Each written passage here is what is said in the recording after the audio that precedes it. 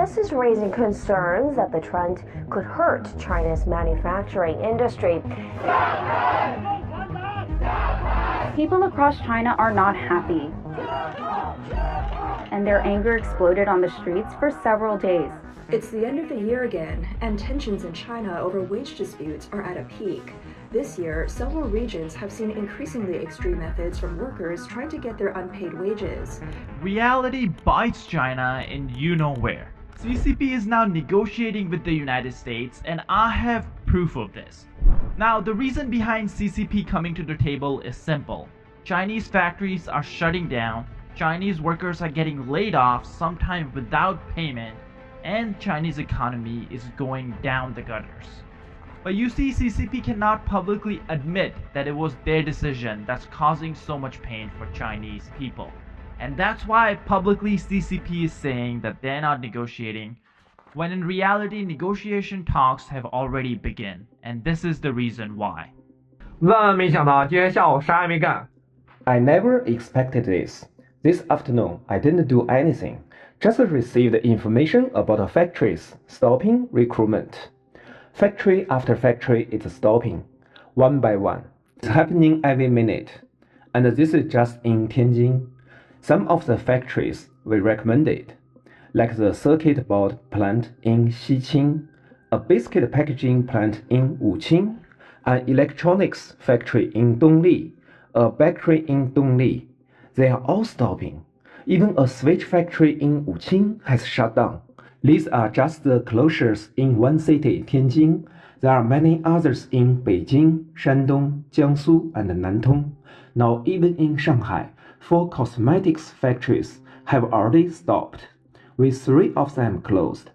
The only one left is a cosmetics factory that's hiring women aged 50 and above. The conditions aren't great. No dorms and no shuttle buses. And it's a 20-minute walk. So from today, if you are out looking for work, just take whatever job you can get. Don't be picky anymore. This is why CCP knows that it has no choice but to negotiate. And guess what? We have a bombshell report from a Korean media company. After denying any contact under the surface, Chinese high-ranking official visits US Treasury Department in person. In fact, if we come down, we can see a picture of 3 Chinese officials. Their faces have been blurred out, but important details have been shared that confirms that they are high-level Chinese officials who were entering the US Treasury Department building. Here's the note under the picture. At around 7 a.m. on 24th, a high-ranking official from the Chinese Ministry of Finance, which is equivalent to Ministry of Planning and Finance, was seen entering the US Treasury Department headquarters in Washington, D.C. He was accompanied by 10 attendants. The photo shows Chinese attendants waiting for the meeting between the two sides to end. They were wearing ID cards for attending G20 finance ministers meeting, and their nationality was written as China on the ID card. If we come down a little bit, we have more details on this article. The exact identities of the senior officials leading the dozen or so entourage have not been confirmed, but they were all wearing identification required for entry into G20 finance minister and central bank governor meeting currently taking place in Washington. It is the same type of identification worn by China's Minister of Finance when he met South Korea's Minister of Strategy and Finance just the day before. If we scroll down, we can see in the picture that the identification is similar, and that same identification was found on same people who were standing outside the building while the high-level officials were inside. If we come down, we can actually see that the Chinese officials blocked the press from taking photos. The report goes on to say, Chinese officials strongly blocked the press from taking photos of high-ranking officials entering the US Treasury building this morning. Although the press said, "We have no authority to block the freedom of the press," the Chinese official said, "We have the right to refuse to allow our personnel to be photographed," and demanded that the press delete all photos taken on their smartphone. Now, I don't know if there are exceptions in the diplomatic law, but since they are in US, according to US law, anyone can photograph you when you're in a public space, and you have no right to ask them to delete that photo. Again, there may be exceptions when it relates to diplomatic law, but I'm not too sure about that. Anyways, getting back to the report, when the press asked him to reveal the identity of the person who had blocked the interview, he refused, saying, "I have no obligation to reveal my identity." However, the ID card he was wearing had his name, photo, and nationality written as China. Clearly, this shows negotiations have started, and it's just comical that China is still denying this. And as you guys know, CCP has a habit of pressuring people who expose their lies. They do this in many different ways, but on YouTube, they downvote and dislike the video so it gets suppressed in the algorithm. So if you guys can please do us a big favor and hit that like and subscribe button down below, it helps out the video tremendously. According to YouTube, more than 80% of you guys are not subscribed, so if you enjoy the contents, please consider hitting the subscribe button. But anyways, moving on, the reason this report is such a huge deal is because just yesterday, the Chinese Foreign Ministry said that China is not negotiating with the United States and China will never negotiate with the United States unless President Trump lowers the tariffs to 0%. Clearly, that was a lie. Here's their comments. If the U.S. truly wants to settle the issue through dialogue and negotiation, it should abandon the exertion of maximum pressure, stop intimidation and blackmailing, and engage in a dialogue with China on the basis of equality, respect, and mutual benefit. The reports are fake news. As far as I know, China and the United States have not held consultations or negotiations on the tariff issue. This tariff war was initiated by the United States, and China's attitude is consistent and clear. If you want to fight, we will fight to the end. If you want to talk, the door is open. Dialogue and negotiation must be equal, respectful, and mutually beneficial. What we have seen is that the U.S.'s abuse of tariffs has seriously undermined WTO rules and harmed the common interests of people of all countries. Now, many big media companies here in the United States just took this statement and ran with it, when in reality, they didn't understand how CCP actually works. You see, CCP is not like any other government in this world. They don't tell you what's happening. In fact, they tell you exact opposite of what's happening. They have a long history of lying. When they tell you the GDP is going up, it's actually going down. When they tell you the youth employment is going down, it's actually going up. And that's why they stop reporting it. And when they tell you that China is not negotiating, it's actually negotiating. And President Trump confirmed this himself just a few hours after this meeting took place between high-level US and Chinese officials. Yeah, please. A question on China. Can you clarify with whom the U.S. is speaking with China? They're saying it's fake news that trade talks are happening. Well, they had a meeting this morning, so I can't tell you. It doesn't matter who they is. We may reveal it later, but they had meetings this morning, and we've been meeting with China. And so I think you have, Jeff, as usual, I think you have your reporting wrong. Thank you very much. We'll see you. So the question rises, why is the CCP lying? Or at least, why are they lying this time? And the answer is simple. You see, inside China, CCP has been pushing this propaganda that US is suffering and China is strong. China has all the cards and it can withstand whatever US tariffs may bring. But the reality is not really lining up as to what CCP is pushing. Factories are closing by the thousands. People are getting laid off by hundreds of thousands, and orders are getting cancelled that are worth millions and millions of dollars. This means that everyone's taking a hit, from worker to factory owners to even the CCP. As you can see from the chart, CCP's tax revenues are taking a hit, even though CCP likes to claim that the GDP is rising. Here we have a great report from the Financial Times showing the exact economic situation in China that's unfolding right now. Chinese factories slow production and send workers home as US tariffs bite. Owners say that American customers have cancelled or suspended orders. About 15% of all Chinese exports last year went to the United States. Now this number is a little bit inaccurate because it's 15% that came directly from China, but roughly another 15% came from other countries even though they were Chinese goods. So basically China sends it to countries like Vietnam, Taiwan, Cambodia, South Korea, and from there they come to the United States. So technically even these goods are getting sold in the United States and China is getting the money, it's just indirectly. So that means around 30% of all Chinese exports last year came to the United States. In an interview with the Financial Times and via dozens of social media posts, workers shared pictures of quiet production lines or factory suspension notices, highlighting how tariffs are starting to bite. Wang Xing, head of the Shenzhen Cross-Border E-Commerce Association, an industry group representing more than 2,000 Chinese merchants, said many of them were extremely anxious and had told factories and suppliers to halt or delay deliveries. This has prompted some factories to suspend production for 1 to 2 weeks. Our export orders disappeared overnight, so we have temporarily stopped, said a 28-year-old plastics factory worker in Fujian province. Now, if CCP was watching our channel, they would know that this was the likely result of what was going on, because CCP has built their country, built their economy based on exporting to other nations. And it's not even fair trade. It is very aggressive and predatory trade that CCP takes part in.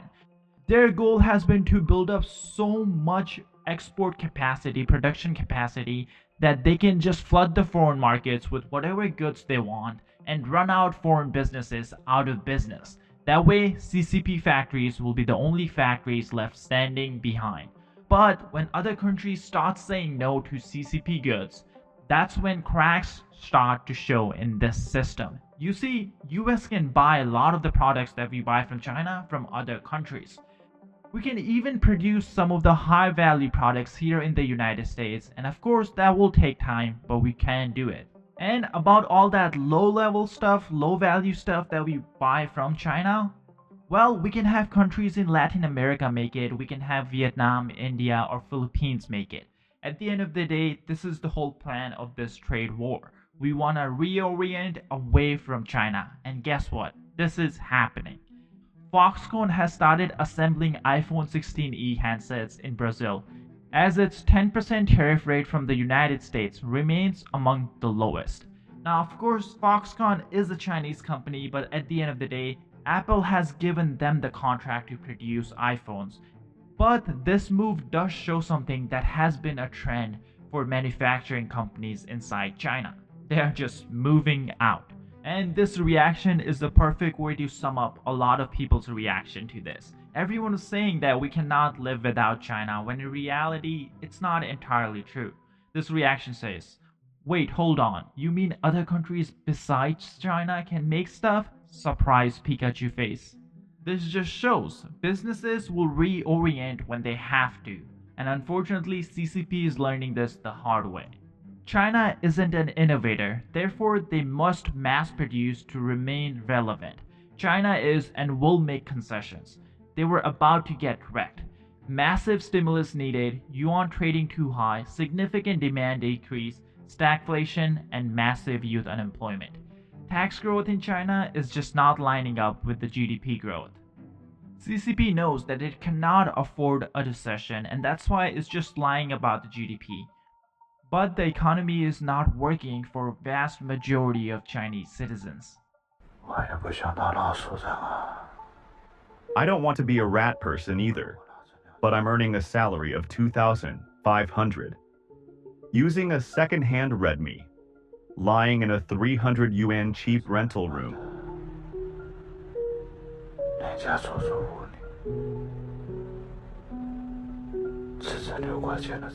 Eating 6 yuan fried noodles, drinking canned Qingdao, watching the urban love stories on TV.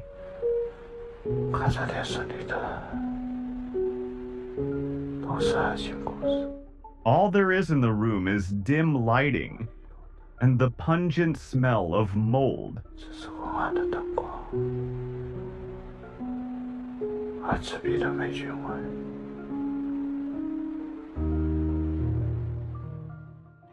You ask me what the future is. Do I still have a future? We no longer have a future.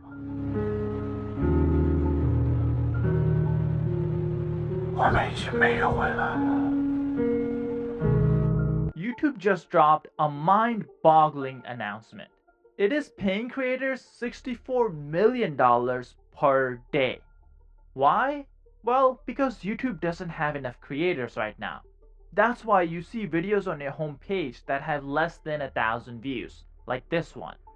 Now, of course, that doesn't mean everyone should start a channel. But if you have ever wondered about starting a YouTube channel or a faceless channel, now is the perfect time. YouTube is paying creators millions every single day, and it's pushing newer and smaller channels now more than ever. But I'm sure you have many questions on how to start and grow a channel. I get these questions in my email all the time from some of you guys. That's why we have decided to put all our YouTube advice into one training bootcamp for completely free. So if you're someone interested in starting your own YouTube channel, you can sign up for this bootcamp by clicking the link in the description or scanning the QR code on your screen.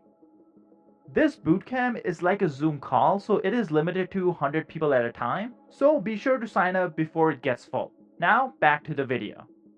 You see, for a factory, order cancellations are basically a death sentence. It's not just about losing money. They could literally lose their business. They could lose their livelihood if they get enough of orders canceled. And for us to understand this, we need to understand how these factories operate. Let's say you're a big t-shirt company and you want to manufacture your t-shirts in China to save some money in manufacturing. This was before all the tariffs and stuff, okay? Let's just assume that. Now, what you would do is you'd find a factory that can handle the amount you're trying to order. Let's say $1 million of t-shirts. So you would place an order for $1 million, but you wouldn't pay them $1 million.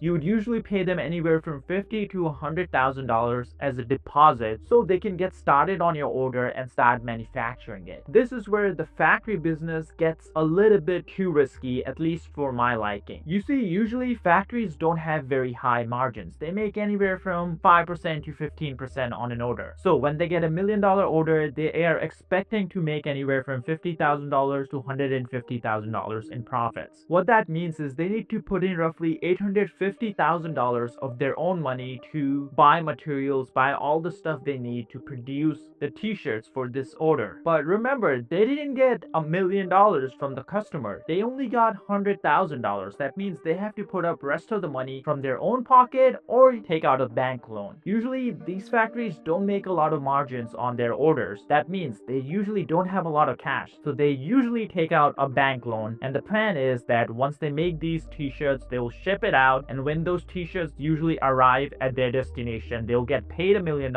and then they will take that $1 million, pay out the bank, pay out the workers, and hopefully have some money left over as profit. This is how the business is supposed to work in good times. But in times like these, when tariffs are going up overnight, orders start getting canceled. But these factory owners, they have already put in their money or they have already taken out bank loans to fund all the orders they had. That means now they're stuck with the merchandise and they don't have the money that they were promised for producing all this merchandise. This is why so many factories are going under in China, because a lot of these factory owners took out loans to produce all this merchandise and now they cannot sell it. They cannot send it to the person who ordered it. So they are basically eating the loss, and some people can't afford to eat the loss, so they are declaring bankruptcy, and worse yet, a lot of the workers who worked for these factories are not getting paid. This is what CCP is extremely worried about.